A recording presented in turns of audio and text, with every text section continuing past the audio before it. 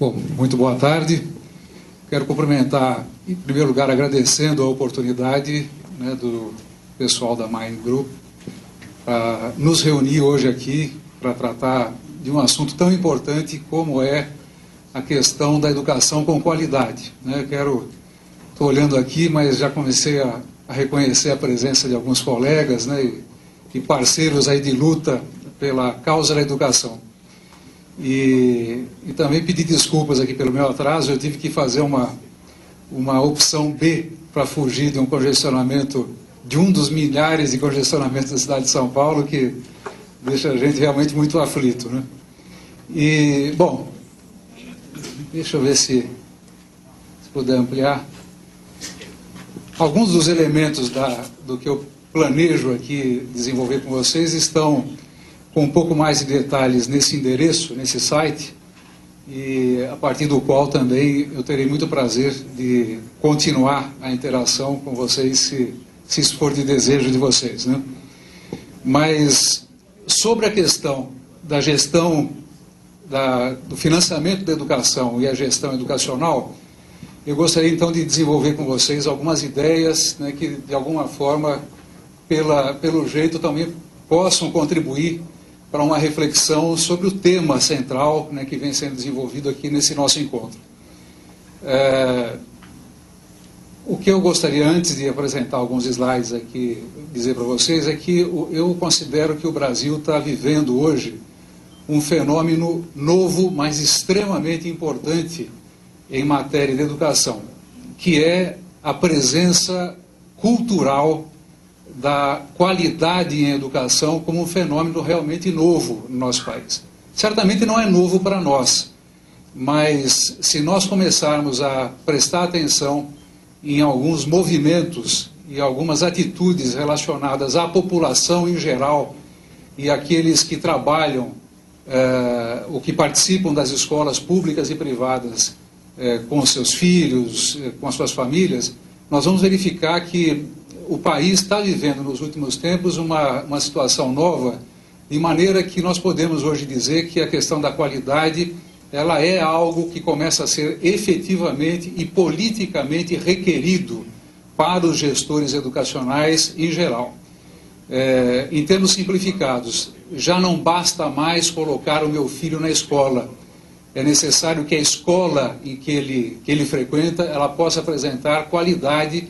E eu, como família, eu, como estudante, começo a ter alguns indicadores do que é uma escola pública e privada com qualidade. Então, esse movimento, que é relativamente novo na sociedade brasileira, essa novidade tem algumas explicações. Em primeiro lugar, porque nós estamos, nesses últimos 20, 25, 30 anos, praticamente tendo percorrido um trajeto significativo em matéria de acesso à educação. Lembrando que acessar uma escola pública, principalmente, foi sempre um dos grandes objetivos, mas a universalização do acesso, principalmente aquilo que é chamado de educação obrigatória, portanto o ensino fundamental, é um movimento que, embora nós não tenhamos completado completamente esse caminho, mas é um movimento relativamente recente. Ainda persiste uma demanda quantitativa bastante significativa no que se refere à educação infantil, sobretudo as etapas iniciais da educação infantil, nessa que a lei chama como creche, né? E aqui no estado de São Paulo, a pré-escola já caminha para um campo quase que de universalização. Não é verdade em outros estados, onde também a pré-escola ainda demanda investimentos grandes de abertura de vagas e formação de professores e tudo mais. E também em relação ao ensino médio. O ensino médio ainda é algo que atende apenas uma parcela, lembrando que apenas 60% dos jovens brasileiros em idade de frequentar o ensino médio, portanto de 15 a 17 anos, estão hoje frequentando o ensino médio. Quer dizer, nós temos muito que avançar também no campo da quantidade, né, do acesso quantitativo à educação. Porém, nos últimos anos, principalmente diante de dois fenômenos que todos nós conhecemos muito bem, o processo em que traz a qualidade como requerimento novo, como valor universal da sociedade brasileira,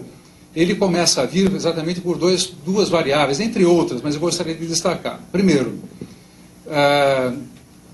o processo de praticamente finalização vamos dizer, em que o Brasil se transformou num país efetivamente urbano. Uma parte grande da população brasileira hoje, praticamente quase toda ela, vive num ambiente propriamente urbano.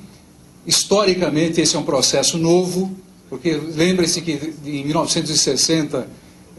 mais da metade da população brasileira habitava a zona rural, mas quando se trata desse deslocamento imenso de populações para a área das cidades, isso às vezes demora algum tempo para fazer todos os efeitos que é possível imaginar. E o domínio dos códigos das cidades e de cidades em transformações, isso no Brasil inteiro, começa a trazer um outro tipo de requerimento para o exercício efetivo da cidadania, e esse requerimento significa domínios de competências e habilidades, parte dos quais trazidos pelo sistema educacional. Correlacionado a isso, né, nós temos também esse processo que é mundial. A intensíssima globalização da economia e da cultura vai trazendo para todos, né, não apenas para aqueles que pensam mais ou que estão mais atentos aos movimentos dessa globalização da economia e da cultura, mas vai permitindo que todos percebam que, sem algumas habilidades e competências mais desenvolvidas, a cidadania efetivamente não é possível mais. Então, no mercado de trabalho, qualquer que seja ele, seja na área rural, seja na área urbana, no campo dos serviços, na indústria, cada vez mais se exige um tipo de trabalhador que, além da sua certificação, dos seus indicadores de conclusão de certas etapas educacionais, possam demonstrar o tempo inteiro que são capazes de aprender a aprender e que possam dominar situações cada vez mais complexas no mundo do trabalho e também no mundo da vivência social. Isso começa a ser percebido quando uma determinada jovem ou um jovem chegam ao mercado de trabalho aos seus 18, 19, 20 anos, e que ali, o que antes apenas era suficiente demonstrar o seu certificado de conclusão do ensino médio, ou mesmo para alguns, um pouco mais tarde, de conclusão do ensino superior, as empresas hoje estão, praticamente todas elas, preparadas para verificar não apenas o diploma, né, o certificado de conclusão, mas preparadas para saber e conhecer desse candidato ao emprego quais são as suas habilidades, as suas capacidades cognitivas, o seu espírito crítico, a sua capacidade de compreender o processo de mudança, e isso as pessoas começam então a verificar que a educação é um processo contínuo, continuado, e que os requerimentos são cada vez maiores. Tudo isso, né, e muitas outras situações, eu trouxe aqui apenas duas, para mostrar que em sociedades cada vez mais imersas no processo da nossa contemporaneidade, e esse é o caso da sociedade brasileira, as questões da qualidade hoje são o grande desafio, né? E qualidade custa, isso é uma coisa importante, por isso que nós vamos desenvolver algumas questões aqui, alguns elementos sobre o financiamento. Eu trouxe aqui alguns quadros comparativos para mostrar para vocês algumas coisas, né? Tem se falado muito no nosso país que o Brasil